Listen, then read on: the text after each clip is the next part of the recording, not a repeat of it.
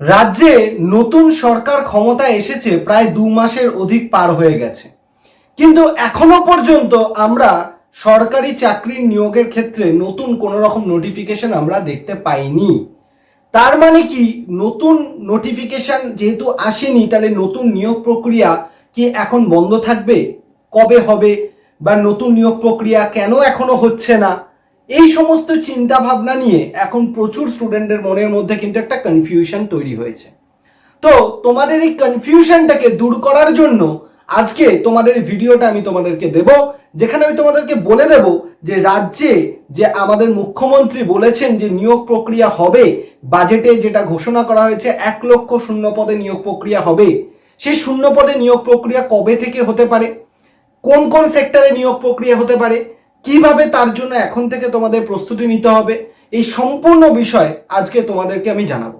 তাই স্কিপ না করে পুরো ভিডিওটা শেষ পর্যন্ত দেখার জন্য অনুরোধ করব, কারণ এই ভিডিওয় যে ইনফরমেশনগুলো তুমি পাবে সেই ইনফরমেশনগুলো তোমাকে তোমার প্রস্তুতির জন্য ভীষণভাবে হেল্প করবে। তো সবাইকে ওয়েলকাম জানাই আমাদের ইউটিউব চ্যানেল সৌভিক পাল ইউটিউব চ্যানেলে। আমি হলাম তোমাদের সৌভিক স্যার, যেখানে এসএলএসটি টেট পিএসসি রিলেটেড বিভিন্ন আপডেট কিন্তু টাইম টু টাইম পেয়ে যাবে। তার জন্য চ্যানেলটিকে সাবস্ক্রাইব করে বেল আইকন প্রেস করে রাখবে, এবং তোমার সাবজেক্ট যদি এসএলএসটি জিওগ্রাফি হয় বা তুমি টেট বা আপার প্রাইমারি টেটের জন্য প্রিপারেশন করছো, তাহলে স্ক্রিনে যে নাম্বারটা দেখতে পাচ্ছ 8583890659, এই নাম্বারে এসএলএসটি জিওগ্রাফি বা টেট আপার প্রাইমারি টেট যেটা তোমার জন্য তুমি প্রিপেয়ার করছো সেইটা লিখে হোয়াটসঅ্যাপ করবে, তাহলে আমি আমাদের ডেডিকেটেড হোয়াটসঅ্যাপ গ্রুপে জয়েন করিয়ে দেবো। আর তুমি যদি অন্য যে কোনো সাবজেক্টের হয়ে থাকো বা যে কোনো পরীক্ষার জন্য তুমি প্রার্থী হয়ে থাকো বা প্রিপারেশন করছো, তাহলে আমাদের টেলিগ্রাম চ্যানেল এবং হোয়াটসঅ্যাপ চ্যানেলে জুড়তে ভুলো না, যার লিঙ্ক ভিডিও ডেসক্রিপশন বক্সে তুমি পেয়ে যাবে। তো মোদ্দা কথা যেটা আসি, যে আমাদের রাজ্যে নতুন সরকার বা ডবল ইঞ্জিন সরকার আসার পরপরই আমাদের রাজ্যে যে নতুন বাজেট প্রকাশিত হয়েছে, সেই বাজেটে বলা হয়েছে 1,00,000 শূন্য পদে নিয়োগ করা হবে। এই 1,00,000 শূন্য পদের মধ্যে কিন্তু 50,000 শিক্ষক এবং শিক্ষাকর্মী নিয়োগ করার কথা বলেছেন আমাদের রাজ্যের সরকার। তাহলে এই যে নিয়োগ প্রক্রিয়াটা, এই নিয়োগ প্রক্রিয়াটা কবের মধ্যে হতে পারে?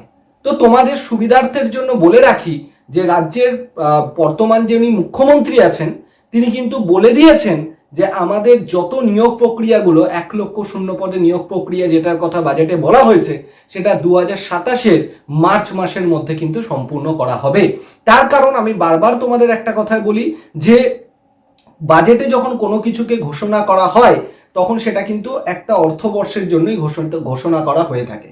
এবার আমাদের বর্তমান অর্থবর্ষ যেটা 2026-এর মার্চ থেকে 2027-এর মার্চ পর্যন্ত রয়েছে, সেই অর্থবর্ষেই এই 1,00,000 শূন্য পদে নিয়োগের কথা যেহেতু বলা হয়েছে, তাই জন্য 2027-এর মার্চ মাসের মধ্যেই সম্পূর্ণ সমস্ত নিয়োগ প্রক্রিয়াগুলো কমপ্লিট করা হবে। এরকমটা মুখ্যমন্ত্রী নিজেই কিন্তু বলে দিয়েছেন যে 2027-এর মার্চ মাসের মধ্যে সম্পূর্ণ যে 1,00,000 শূন্য পদে নিয়োগ প্রক্রিয়ার কথা উনি বলেছেন সেটা কিন্তু সম্পূর্ণ করা হবে। তারপরেও এখন প্রচুর স্টুডেন্টের মধ্যে কনফিউশন, স্যার তাহলে এখনো পর্যন্ত কোনো নোটিফিকেশন বা কিছু দেখতে পাচ্ছি না কেন? তার উত্তর যদি তোমাদেরকে আমি দিই, কারণ পূর্বের যে সমস্ত প্রক্রিয়াগুলো এখনো চলছে, যেমন টেট ধরো, আপার প্রাইমারি টেট বলো, এসএলএসটি বলো, অন্যান্য পরীক্ষা, সম্পূর্ণ সমস্ত পরীক্ষার ক্ষেত্রে যদি দেখো, কিছু আইনি জটিলতা কিন্তু এখনো রয়েছে বা প্রক্রিয়াগুলো এখনো কমপ্লিট হয়নি। যেমন এসএলএসটি 2025 বা এসএলএসটি 2 যেটা হয়েছে, তার প্রক্রিয়া এখনো বাকি, 9-10 ভেরিফিকেশন ইন্টারভিউ বাকি। ওইদিকে আপার প্রাইমারি টেটে 2016 যারা রয়েছে সেই প্রক্রিয়াটা এখনো চলছে। ওইদিকে টেটের প্রক্রিয়া এখনো পুরোপুরি, প্রাইমারি টেটের প্রক্রিয়া এখনো পুরোপুরি কমপ্লিট হয়নি। তো এই প্রক্রিয়াগুলো কিন্তু এখনো পর্যন্ত বাকি রয়েছে বা কমপ্লিট হয়নি। তো সরকার চাইছে যাতে কোনো রকম আইনি জটিলতার মধ্যে সরকারকে না জড়াতে হয়, তার জন্য পূর্বের যত নোটিফিকেশনগুলো এসছিল বা পূর্বের যে প্রক্রিয়াগুলো চলছে, সেই প্রক্রিয়াগুলোকে কমপ্লিট করে নিয়ে, পুরোপুরি সেগুলোকে সলভ করে নিয়ে, তারপরে নতুন নোটিফিকেশনের মধ্যে দিয়ে নতুনভাবে নিয়োগ প্রক্রিয়া শুরু করার কথাই ভাবছেন বর্তমান সরকার, যাতে কোনো রকম আইনি জটিলতা বা কোনো রকম দুর্নীতি যাকে তাকে ফেস করতে না হয়, সেটাই হচ্ছে মেন উদ্দেশ্য সরকারের। এবং তার জন্য সরকার কিন্তু সবথেকে গুরুত্বপূর্ণ আমাদের যে ওবিসি কেস যেটা ছিল সুপ্রিম কোর্টে, যার জন্য সমস্ত নিয়োগ প্রক্রিয়াগুলো আটকে ছিল বা নিয়োগ প্রক্রিয়াগুলো এগোচ্ছিল না, সরকার কিন্তু সেই ওবিসি নিয়োগ প্রক্রিয়াগুলোকে থেকে মানে ওবিসি কেস থেকে বর্তমান সরকার সেই তার যে মামলা সেটাকে কিন্তু প্রত্যাহার করে নিচ্ছে। তাহলে ওবিসি কেসের ক্ষেত্রে মামলা প্রত্যাহার করে নেওয়ার ফলে নিয়োগ প্রক্রিয়ার ক্ষেত্রে যে বাধা বা জটিলতা সেটা কিন্তু আর থাকছে না। তার মানে নিয়োগ প্রক্রিয়ার ক্ষেত্রে আর কোনো রকম কোনো অসুবিধা থাকার কথাই নয়। এবং সবথেকে গুরুত্বপূর্ণ, নিয়োগ প্রক্রিয়ার ক্ষেত্রে 100 পয়েন্ট রোস্টার যেটা রয়েছে সেটা বর্তমান সরকার নিয়ে এসেছে, যাতে পুরোপুরি ট্রান্সপারেন্ট ভাবে তোমরা পরীক্ষা মানে তোমাদের নিয়োগ প্রক্রিয়া হতে পারে। তার সাথে সাথে পরীক্ষা যেগুলো হবে সেই পরীক্ষাগুলোতে কার্বন কপি তোমরা পেয়ে যাবে, যাতে করে কোনো রকম দুর্নীতি না থাকতে পারে। যতগুলো প্রশ্ন হচ্ছে, তুমি কতগুলো উত্তর করেছো তার প্রত্যেকটা কার্বন কপি তুমি পাবে। এবং ইন্টারভিউতে মার্কস কমানোর ব্যবস্থা করা হচ্ছে, যাতে করে কি কোনো রকম দুর্নীতির সম্মুখীন না হতে হয়, যাতে মেধার ভিত্তিতে নিয়োগ বেশি করে করা যেতে পারে। এবং সব থেকে গুরুত্বপূর্ণ ব্যাপার যেটা হচ্ছে, তোমার নিয়োগ প্রক্রিয়ার ক্ষেত্রে কোনো রকম যাতে সমস্যা না হয় তার জন্য কিন্তু সরকার আপ্রাণ চেষ্টা করছে, যাতে করে সামনের যে নিয়োগ প্রক্রিয়াগুলো হবে সেই সমস্ত নিয়োগ প্রক্রিয়াগুলো একদম স্বচ্ছভাবে যাতে নিয়োগ প্রক্রিয়া হয়। এবং তার জন্য শিক্ষক নিয়োগের ক্ষেত্রেও কিন্তু সরকার বলেছেন যে ইউপিএসসি মডেলে নিয়োগ প্রক্রিয়া হবে। কারণ আগে একমাত্র আমাদের রাজ্যে এমনটা ছিল যে একটি পরীক্ষার মধ্যে দিয়ে কিন্তু নিয়োগ প্রক্রিয়া কমপ্লিট হতো, শিক্ষক নিয়োগ করা হতো। সেইটা যাতে না হয়, মেধাকে যাতে সত্যি ভালোভাবে যাচাই করা যেতে পারে, তার জন্য ইউপিএসসি মডেলে কিন্তু শিক্ষক নিয়োগ প্রক্রিয়ার কথা ওনারা বলে দিয়েছেন, যেখানে একটি পরীক্ষার বদলে কিন্তু শিক্ষক নিয়োগ হবে না। টেটের ক্ষেত্রে যেমন সুপার টেট হওয়ার কথা বলা হচ্ছে, ঠিক তেমনি এসএলএসটির ক্ষেত্রে প্রিলিমিনারি টেস্ট বা পিটির পরীক্ষা করার কথা বা পিটির এক্সামের কথাও কিন্তু বলা হচ্ছে। তার মানে এইটা পরিষ্কার। প্রথম কথা হচ্ছে যে সরকার কিন্তু আপ্রাণ চেষ্টা করছে যাতে আগামী দিনে যে সমস্ত নিয়োগ প্রক্রিয়াগুলো হবে সেগুলো যাতে স্বচ্ছ হয়, এবং সেগুলো কবের মধ্যে হবে, আগামী মার্চের মধ্যে কমপ্লিট করতেই হবে। কারণ এটা তবেই একটা অর্থবর্ষের যে কমিটমেন্টটা সেটা কমপ্লিট হবে। এবং তার সাথে সাথে সব থেকে গুরুত্বপূর্ণ ব্যাপার যেটা কি, যে যাতে কোনো রকম নিয়োগ প্রক্রিয়া ক্ষেত্রে সমস্যা না থাকে তার জন্য কিন্তু ইন্টারভিউ মার্কস কমিয়ে দেওয়া হচ্ছে, কার্বন কপির ব্যবস্থা করা হচ্ছে, 100 পয়েন্ট রোস্টারের ব্যবস্থা করা হচ্ছে। এবং শিক্ষক নিয়োগের ক্ষেত্রে কিন্তু ইউপিএসসি মডেলকে নিয়ে আসা হচ্ছে, যাতে কোনো রকম পলিটিক্যাল মানে এফেক্ট যাতে নিয়োগের ক্ষেত্রে না থাকে। তো এতগুলো কথার মধ্যে দিয়ে তোমরা এটুকুন বুঝতে পেরেছো যে সরকার কিন্তু আপ্রাণ কাজ করছে। 2-2.5 মাসে সবটা একেবারে পরিবর্তন করে ফেলা সম্ভব নয়। তার জন্য সরকার চেষ্টা করছে যাতে আগামী দিনে নিয়োগ প্রক্রিয়াগুলোর মধ্যে স্বচ্ছতা বজায় থাকে। এবং এইটুকুন তোমাদেরকে বলতে পারি যে আগামী আগস্ট সেপ্টেম্বর মাসের মধ্যে একের পর এক নোটিফিকেশন কিন্তু আসতে শুরু করবে।